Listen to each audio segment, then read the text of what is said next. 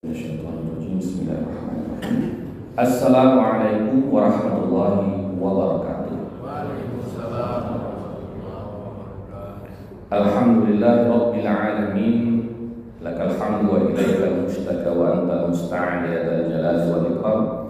Allahumma shalli wa sallim wa barik wa an'im ala sayyidil mursalin Muhammad sallallahu alaihi wasallam wa ala alihi wa sahbihi ajma'in. Yang sama-sama kita hormati ketua dan pengurus Masjid Al-Muhajirin, alim ulama, tokoh masyarakat, bapak-bapak, ibu-ibu, jamaah salat subuh rahimani wa rahimakumullah. Selalu dan selalu kita bersyukur kepada Allah Azza wa Jalla, nikmat, karunia, keberkahan yang begitu banyak, begitu luar biasa Allah berikan kepada kita semua, sehingga sampai hari ini kita benar-benar bisa menikmati kehidupan kita di dunia sembari menyiapkan perbekalan kita untuk akhirat. Karena dalam sebuah riwayat disebutkan dunia sijnul mu'minin wa jannatul kafir. Dunia itu adalah penjara bagi orang-orang beriman dan surga bagi orang-orang kafir. Lalu ada sebagian orang kafir datang kepada salah seorang ulama, dia protes. Kebetulan orang kafir ini hidupnya sengsara betul, miskin, ya, jomblo lagi, nggak ada pasangannya, sakit lagi, memang sengsara betul hidupnya. Maka dia datang kepada salah seorang ulama mengatakan, wahai tuan guru, saya protes tuh sama riwayat hadis tuh. Masa iya dunia ini adalah penjara bagi orang beriman dan surga bagi orang kafir? Coba lihat perbedaan antara saya dengan tuan guru. Saya lahir dalam keadaan miskin, dari keluarga miskin, sakit-sakitan, tak punya keluarga. Sementara tuan guru lahir dari keluarga berada, keluarga kaya, jadi ulama, dihormati, diberikan Allah rezeki banyak. Ini mana yang namanya penjara bagi tuan dan surga bagi saya? Di mana? Saya sengsara betul di hidup saya. Kata-kata ulama tadi, ya hadza, wahai engkau, tahukah engkau bahwa segala nikmat yang aku miliki sekarang, baik itu rumah yang besar, keluarga yang banyak, kemudian dihormati di masyarakat, itu tak ada sedikit pun bandingannya dengan surga yang Allah janjikan untuk saya. Oh, itu dia. Sedangkan engkau tak beriman kepada Allah. Sungguh pun hidupmu paling sengsara di dunia ini, itu tak sebanding dengan neraka yang akan kau dapatkan nanti di akhirat. Itu dia. Jadi kalau kita di dunia ini dapat kenikmatan, Allah berikan kita nikmat yang sangat banyak. Allah berikan kita harta kekayaan, Allah berikan kepada kita pangkat dan jabatan, Allah berikan kepada kita kehormatan. Itu semua jangan terlena. Itu masih sedikit betul dibandingkan dengan surga yang akan Allah berikan kepada kita. Sehingga kalau kita sadar seperti ini, Bapak Ibu yang dirahmati Allah, kita itu akan menjadikan segala nikmat, harta, kehormatan, jabatan, pangkat yang kita miliki untuk jadi tabungan akhirat kita. Itu dia. Kenapa? Karena senikmat-nikmatnya di dunia ini yang kita rasakan masih tak sebanding sedikit pun dengan surga yang Allah janjikan. Jannatun tajri min tahtihal anhar. Hari Jumat kemarin ada salah seorang jamaah yang ingin mewakafkan tanahnya untuk dibangun pesantren. Dia diminta, Ustaz, tadi jauh Ustaz, lokasi di Jawa, di dekat Rindu Sepanjang sana. Lihat di sana, subhanallah, di tanah itu banyak pohon-pohonnya. Kemudian dan yang paling saya suka itu ada anak sungai yang mengalir. Di lokasi itu ada anak sungai yang mengalir. Saya katakan kepada yang jamaah tadi, Pak Haji, kata Syekh Sa'id Ramadan Al-Buti, ada dua kenikmatan surga yang Allah turunkan di dunia. Apa? Yang pertama itu adalah pepohonan yang berwarna hijau, dan yang kedua adalah sungai yang mengalir.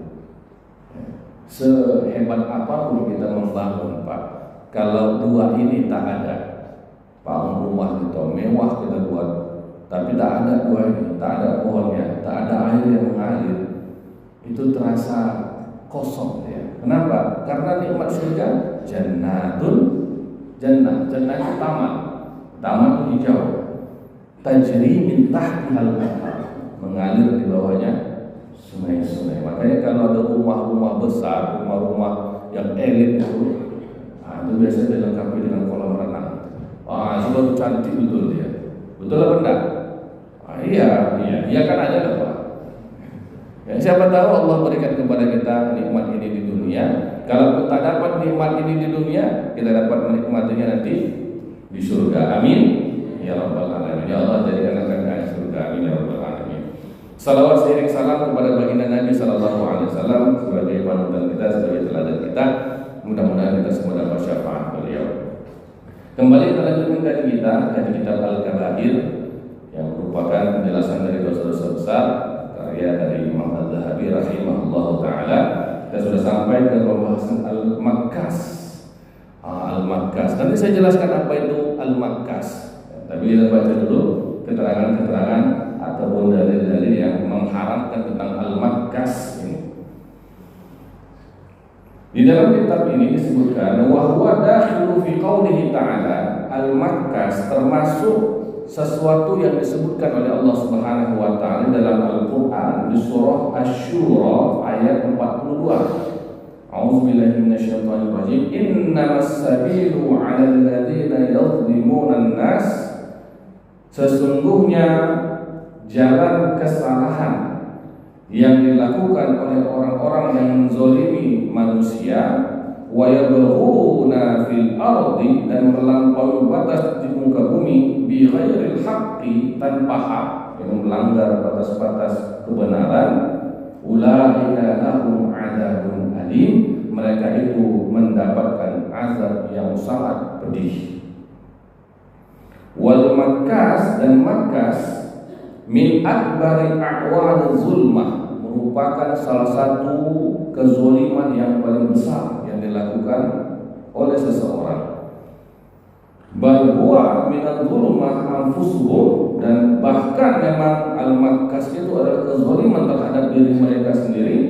Fa innahu ya'khudhu ma la yastahiqqu, karena mereka itu mengambil apa yang bukan menjadi hak mereka, wa yu'tihi liman la yastahiqqu, dan memberikan kepada yang tidak berhak. Walihada qala Nabi sallallahu alaihi wasallam, oleh karena itu Nabi sallallahu alaihi wasallam bersabda, al-makkasu la yadkhulul jannah, makkas tidak akan masuk ke dalam surga. Baik, sebelum kita lanjutkan tentang hadis-hadis yang lain, apa itu al-makkas? Di dalam kitab Aulul Ma'bud disebutkan arti dari al-makkas itu bimakna an-naqsu wa zulm. An-naqs itu arti kekurangan, mengurangi sesuatu, dan zulm ya zalim. Dan di dalam definisi para ulama, al-makkas adalah orang yang mengutip pajak dari orang-orang yang sudah membayarkannya atau memberikan bayaran terhadap sesuatu. Contoh yang paling konkret di masa Nabi Shallallahu Alaihi Wasallam adalah orang-orang yang berjualan di pasar. Itu biasanya sudah bayar sewa tempat, sewa lapak. Nah, kemudian nanti datang seseorang yang ngutip uang keamanan istilahnya. Ngutip uang keamanan, dan uang keamanan itu sebenarnya tidak dibutuhkan, nggak ada yang perlu diamankan di sana, karena memang sudah ada petugasnya. Tapi datang orang untuk mengutip dari setiap orang yang berjualan di sana, itulah yang disebut dengan al-makkas. Dan senada dengan hal ini termasuk juga al-makkas apabila ada orang yang mengutip uang dari orang yang lewat di suatu jalan tanpa ada sebab apapun, tanpa ada manfaat apapun. Kenapa dikutip? Kamu lewat di jalan ini, Lah memang jalan ini punya siapa? Ya, datang kayaknya kasus lagi viral itu ada seorang nenek-nenek tanahnya dibeli ya, karena kena jalur tol, jadi dibeli sampai 4 miliar. Ya, lalu datanglah ketua RT, lurahnya itu datang minta 1 miliar. Itu makas namanya. Ketika diambil seperti itu zalim, apa haknya? Ewoknya apa? Apa manfaat yang dapat dari nenek itu? Kan tidak ada. Itu makas namanya. Jadi segala bentuk kutipan itu harus hati-hati sekali kita. Jangan sampai kita jadi termasuk orang yang al-makas. Karena al-makas ini la yadkhulul jannah, kata Nabi Shallallahu Alaihi Wasallam.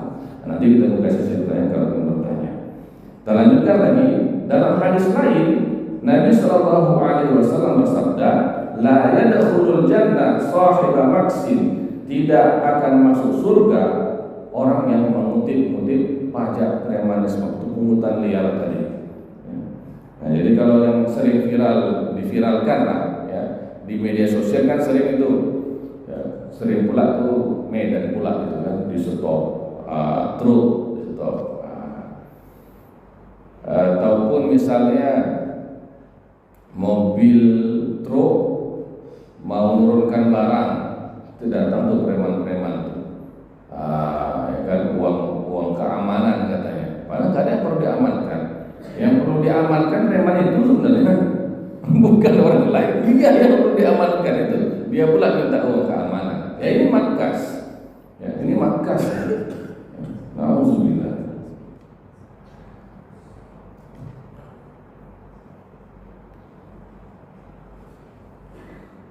Wa madzaka illa li'annahu yataqalladu madhalimal ibad. Hal ini karena orang yang mengutip pungutan liar itu melakukan kezaliman terhadap hamba-hamba Allah. Wa min aina lil makasi yaumal qiyamah ayyu'addiya lin-nasi ma akhadha minhum. Dari mana nanti orang-orang yang mengutip pungutan liar ini akan mengganti terhadap orang yang dizaliminya di hari kiamat nanti. Maka disebutkan dalam hadis Nabi SAW, atadruna manil muflis, apakah kalian tahu siapa orang yang bangkrut? Qalu ya Rasulullah al-muflisu fina, ya Rasulullah, orang yang bangkrut di antara kami man la dirhamun wala mata, orang yang tak punya uang, tak punya barang. Itu orang bangkrut itu. Kata Rasulullah SAW, innal muflisa min ummati, sesungguhnya orang yang bangkrut dari umatku, mayatiya bis salatin wa zakatin wa siyamin wa hajjin, siapa yang datang pada hari kiamat dengan salatnya, ia datang dengan sedekahnya, ia datang dengan puasanya, ia datang dengan zakatnya, ia datang dengan hajinya, wa ya'ti wa qad syatama hadza wa daraba hadza wa akhadha ma'ala hadza, dan dia juga datang dengan membawa dosa karena dia mencaci si fulan, dia pernah memukul si fulan, dia memfitnah si fulan, menzalimi si fulan. Fa yu'khadhu li hadza min hasanatihi, maka diambillah dari orang yang zalim tadi, yang datang dengan segudang pahala tadi, dari pahala yang ia miliki. Fa in faniyat hasanatuhu, dan sampai apabila habis pahala yang ia miliki karena diambil terus, qabla ayat dia ma'alaihi, sebelum selesai lagi urusan dia dengan kezalimannya terhadap orang lain, ukhidha min sayyi'atihim faturihat alaihi, diambil dari dosa orang yang ia zalimi, dicampakkan, dilemparkan kepada orang yang menzalimi tadi, tsumma turiha finnar, kemudian orang dicampakkan pula lagi ke dalam api neraka. Jadi itu orang muflis. Al-makas, orang yang ambil pungutan liar, itu adalah orang yang sangat rugi, sangat rugi. Bahkan alhamdulillah di Indonesia itu sudah ada aturan, sudah ada hukum tentang pungutan liar, pungutan yang tidak ada sebab-sebabnya, tidak ada angin, tidak ada hujan dimintanya. Ini harus hati-hati. Ya. Termasuk juga itu dengan parkir liar. Parkir liar itu termasuk makas. Karena apa? Dia mengutip parkir tanpa ada izin dari siapapun. Tanah bukan tanah dia, jalan bukan jalan dia. Tiba-tiba diambil pungutan-pungutannya. Ini dia termasuk, maka hati-hati parkir liar itu. Kalau orang yang parkir liar ngambil tanpa ada izin, itu juga termasuk makas. Tapi kalau ada izin dari RT, RW, dari lurah, memang ada di tempat, misalnya ada pasar kaget, kemudian dari pemerintah setempat, RT, RW-nya memang izinkan di sini area terparkir, walaupun itu tanah kosong ya, sini ambil, itu boleh karena memang jelas semua ada aturan dan ada manfaatnya kepada si pengguna parkir tadi. Kalau tidak bisa. Termasuk juga mungkin yang datang-datang ke rumah-rumah ngutip-ngutip apa itu. Kadang-kadang saya lihat kalau di dekat komplek saya itu ada pula yang ngefogging. Foggingnya entah betul entah tidak di fogging, tidak tahu juga saya. Entah isinya apa itu kok di fogging tuh gitu. Kena ke nyamuknya santai aja. Ini jangan udah diisi ini apanya ini. Kok santai aja nyamuknya. Nah, ini juga kalau nggak ada manfaatnya, nipu dia itu masuk makas karena dipaksa kan, tok orang, dipaksa. Maka harus hati-hati sekali, jangan menzolimi orang lain. Semua ada aturannya. Islam sangat menjaga hak orang lain. Tidak dibenarkan mengambil, menzolimi hak orang lain. Itulah keindahan Islam. Subhanallah. Wal makasu man fihi shibhun min qati'it tariq. Bahkan lebih keras lagi disebutkan. Al-makas, orang yang mengutip-utip pungutan liar itu sama seperti perampok. Disebutkan seperti itu. Wa huwa minal lusus, dan ia termasuk pencuri. Wa jabil makas wa katibuhu wa syahiduhu wa akhiruhu min jundi wa syekhin wa sahibu rayatin syuraka'u fi wizrin akhiruna lisuhti wal haram.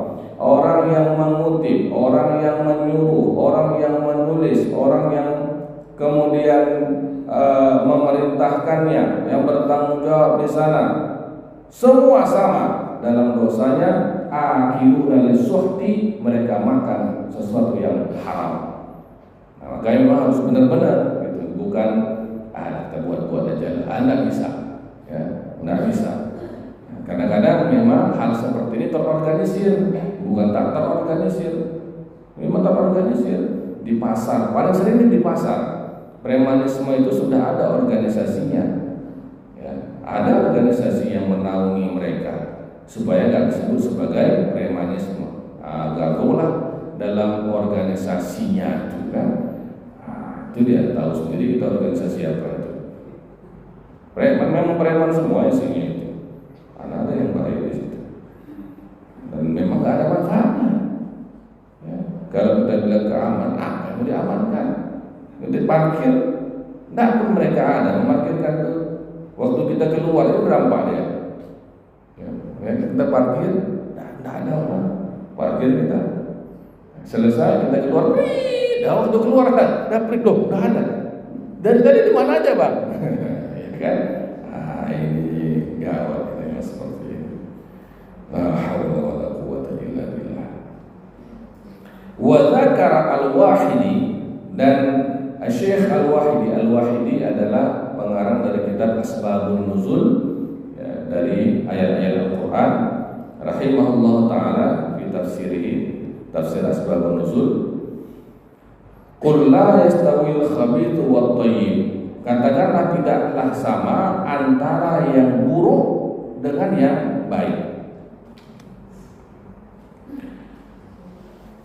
Anna rajulan qala ya Rasulullah, wahai Rasulullah, innal khamra kanat tijarati, sesungguhnya khamar merupakan daganganku. wa inni qad jama'tu min bai'iha ma'lan, dan dari jualan khamar itu aku sudah kumpulkan uang banyak keuntungan jual khamar. Fa hal yanfa'uni dzalikal mal, apakah harta tersebut bisa bermanfaat untuk aku?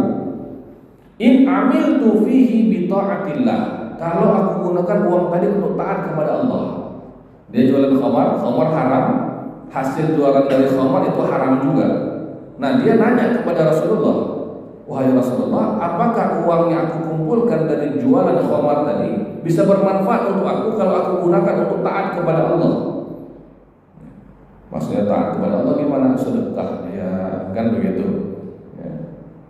Faqala Rasulullah sallallahu alaihi wasallam, maka Nabi sallallahu alaihi wasallam bersabda, in anfaqtahu fi haji, seandainya engkau jadikan uang yang engkau miliki dari yang harta haram tadi untuk berangkat haji, au jihadin, atau engkau berikan kepada orang yang berjihad di jalan Allah, au sadaqatan, atau engkau bersedekah, lam yu'addil indallahi, tidaklah serupa ia, tidak semisal ia, janaha ba'udatin, dengan satu sayap nyamuk.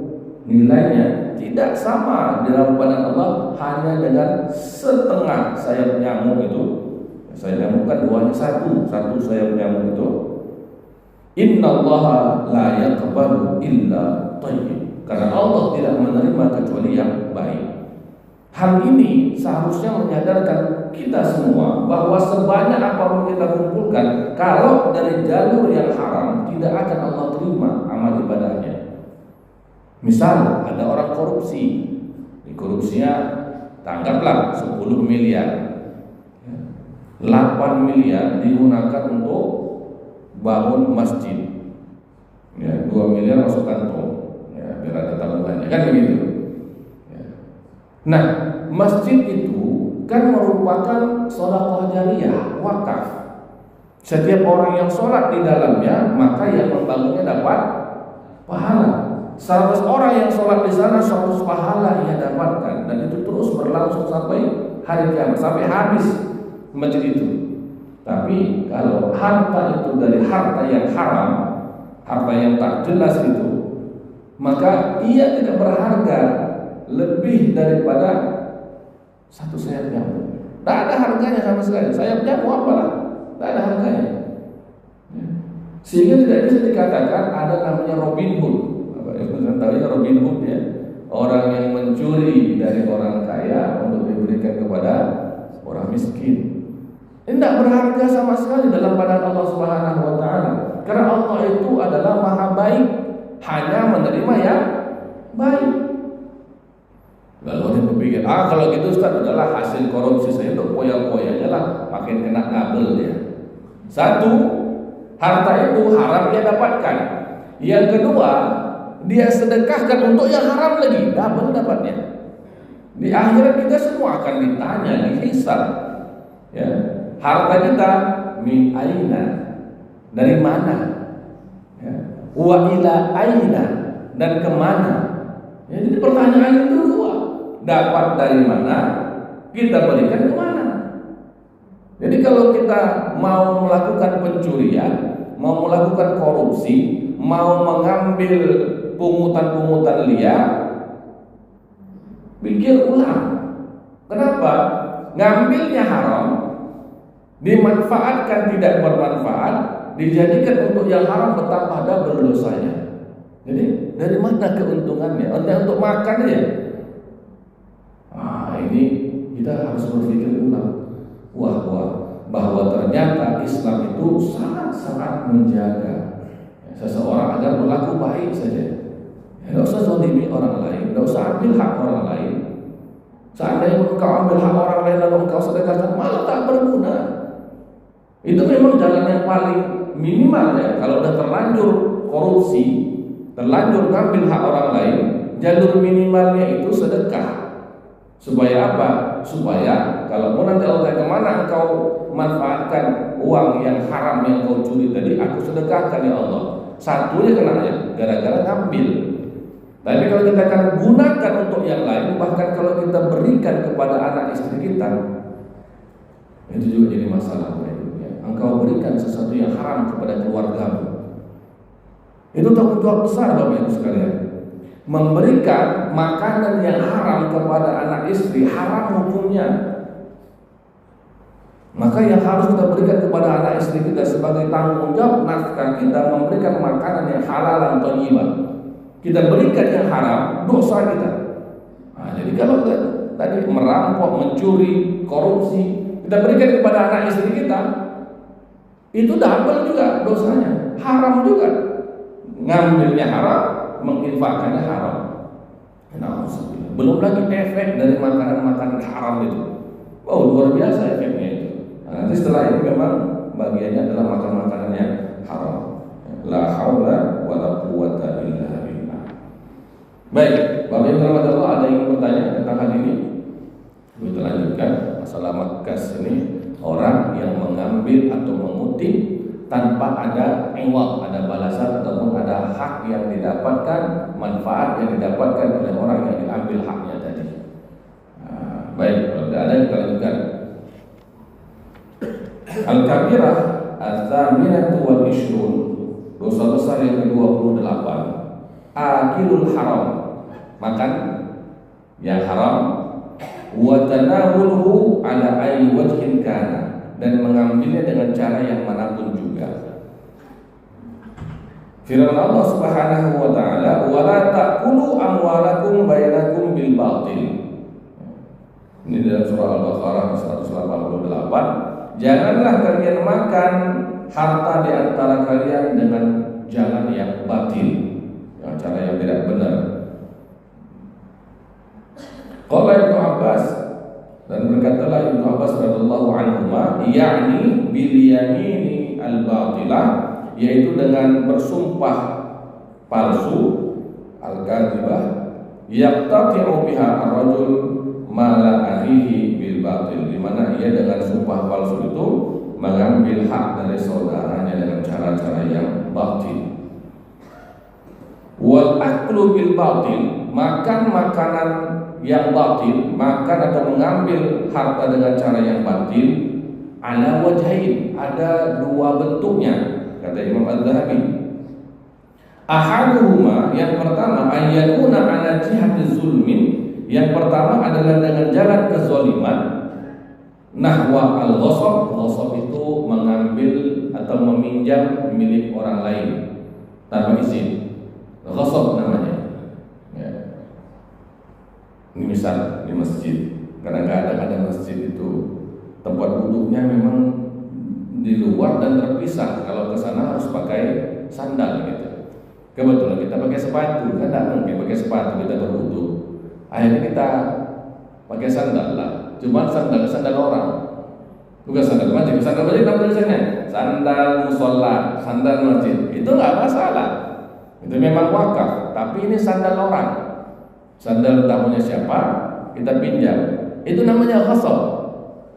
Ghasab itu namanya mengambil milik orang lain tanpa izin, atau meminjam milik orang lain tanpa izin, mengambil manfaat dari benda milik orang lain tanpa izin. Itu namanya ghasab. Itu zalim juga namanya. Dalam syariat itu ada namanya ghasab, ada namanya as-sariqah, pencurian. Mencuri itu mengambil barang orang lain untuk dimiliki sama dia. Ya. Sandal itu tak balik lagi dia. Dia ambil sandalnya, bawanya pulang. Itu pencurian. Kalau ghasab, kita pinjam, kita kembalikan lagi tanpa izin. Itu ghasab namanya. Jadi bahkan ketika kita di masjid, kita juga bisa melakukan maksiat ternyata ya. Luar biasa. Kenapa? Karena menjaga hak orang lain. Coba bayangkan Bapak Ibu sekalian punya sandal, Bapak Ibu nggak suka sandal Bapak Ibu basah. Ya. Lalu ketika Bapak Ibu keluar dari masjid, kok udah sandal basah, kan tidak enak makanya. Bukankah dengan seperti itu Bapak terzalimi? Ya, terzalimi pasti. Ya, tapi tidak usahlah dibalas. Ketika terzalimi seperti itu, angkat tangannya lah, ya Allah. Ya, begitu pula kan. Uang udah hilang dari kota itu ya. Saya letak di kota ini, ya, tidak salah. Saya sendiri sendiri kan udah saya bawa jamaah kan sering gitu. Jadi kalau meletakkan sendal saya punya tempat favorit. Jadi Masjid Nabawi itu letakkan di situ. Ya. Rasa saya tidak pernah lah saya lupa gitu, tidak hilang-hilang gitu. Tapi kali itu kok nggak ada ya. Nah, ini saya yakin itu bukan dicuri, dipinjam, cuma tak balik. Nah, karena Pak diambil dari sini ketika dipakai, pergi ke ke toilet, ya kan, balik lagi, tidak diletakkannya di situ, dibiarkannya di depan pintu masuk Masjid Nabawi. Hilang tadi sapu sama apa itu, petugas pembersih itu kan, ya kalau udah sapunya ya habis. Nah, itu mungkin begitu, tapi ya sudah, kalau kita di tanah haram nggak usah marah-marah, kita doa aja lah, ya Allah, mudah-mudahan berangkat umroh lagi kan begitu, amin. Ya. Jadi kalau terzolimi Pak Bu, ya, jangan langsung berkecil hati, anggap itu sebagai satu anugerah yang besar bagi kita, kesempatan untuk berdoa. Da'watul mazlum, doa orang dizolimi, la hijaba bainaha wa bainallah. Tidak ada hijab, tidak ada penghalang antara doa itu dikabulkan dengan Allah Subhanahu wa taala. Nah, itu dia. Baik, jadi jalan yang pertama makan harta orang dengan cara yang batil adalah dengan cara yang zalim, yaitu ghasab, mengambil, memanfaatkan benda milik orang lain tanpa izin. Kemudian as-sariqah, mencuri, dan al-khiyanah, khianat, ya, mengkhianati amanah orang lain. Wasani, dan jalan yang kedua, ala jihadil hazli wal la'ab, dengan jalan tipu daya dan juga permainan. Kallati yukhadhu minal qimar, seperti orang yang mengambil milik orang lain dengan cara perjudian. Wah, ya pula ya kan, kalau berjudi kan gitu kan, taruhan. Wah, taruh ya kan. Kemudian ini yang tidak boleh, ya. Wa fi sahih Bukhari, dan sahih Bukhari, anna Rasulullah sallallahu alaihi wasallam, bahwa Rasulullah sallallahu alaihi wasallam bersabda, inna rajulan yatakhawwaduna fi malillahi bighairi haqqin falahumun nar yaumil qiyamah. Sesungguhnya seorang laki-laki yang yatakhawwaduna, ini berada ataupun bisa dikatakan mendapatkan amanah lah. Dia yang memiliki kekuasaan untuk menggunakannya itu fi malillah, terhadap hartanya Allah. Hartanya Allah itu bisa dia zakat orang lain, bisa dia infak orang lain, misalnya basnas atau las atau pengurus masjid, pengurus musola, itu kan ada harta orang lain. Harta orangnya sudah jadi haknya Allah. Orang bersedekah, kan orang sudah bersedekah itu kan jadi milik Allah harta itu. Orang berwakaf jadi milik Allah harta itu. Nah, yang seperti ini kalau dia tidak amanah, falahumun nar yaumal qiyamah, maka dia akan mendapatkan neraka di hari kiamat nanti. Maka berat menjadi pengelola untuk harta Allah itu berat dan cobaannya itu besar. Kita ingat kasus ACT, ya kan? Ya. Kasus ACT itu kan salah satu, kan orang berinfak ke sana, orang berwakaf ke sana, bersedekah ke sana, dan tiba-tiba direkturnya gajinya 500 juta sebulan kan? Itu kan tanpa hak itu. Ya, oh, tidak bisa begini dan segala macamnya, tidak masuk akal. Mana ada orang yang mengelola begini sampai 500 juta? Nah, itu kan akal-akalan namanya itu, ya, nggak masuk di akal. Ya, walaupun katanya profesional dan segala macamnya. Saya pernah ketemu tuh dengan presidennya dan bendahara utamanya itu. Memang disebutkan, mereka menyebutkan sendiri di depan saya itu. Ini kita rekrut dari bank, ya, dari bayar jasa-jasa profesional, ya, mahal kita bayar dia. Saya berpikir waktu itu, ini kan mengelola harta umat. Kenapa lah sampai mahal? Kalau udah katanya mahal, saya udah yakin ratusan juta jangan-jangan. Benar baru terungkap. Itu bahaya, neraka itu. Maka harus hati-hati sekali mengelola dana-dana umat ini. Ya, hati-hati sekali. Nauzubillah, nauzubillah. Bahaya. Wa an Anas radhiyallahu anhu, dari Anas radhiyallahu anhu qol,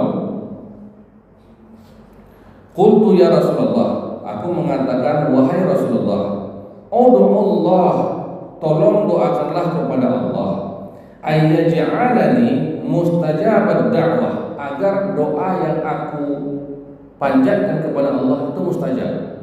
Jadi sahabat Anas ini berdoa, ya Rasulullah, tolonglah Rasulullah, doakan supaya aku kalau berdoa itu diistijabah oleh Allah, ya, supaya makbul doa itu. Itu permintaan dari sahabat Anas radhiyallahu anhu. Memang luar biasa permintaannya. Saya kalau lihat sahabat-sahabat minta sesuatu kepada Rasulullah itu, saya lihat yang luar biasa permintaannya. Bukan minta dunia, tapi minta sesuatu yang penting-penting gitu. Minta supaya kabul. Kalau ada makbul doa kan, apa jadi minta kan makbul kan enak betul ya.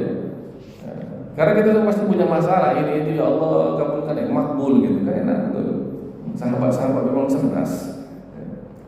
Maka sahabat Anas minta agar Rasulullah mendoakan bahwa dia menjadi orang yang selalu diijabah doanya oleh Allah Subhanahu wa taala. Maka Nabi sallallahu alaihi wasallam bersabda, "Ya Anas, wahai Anas, atib kasbaka tujib da'wataka."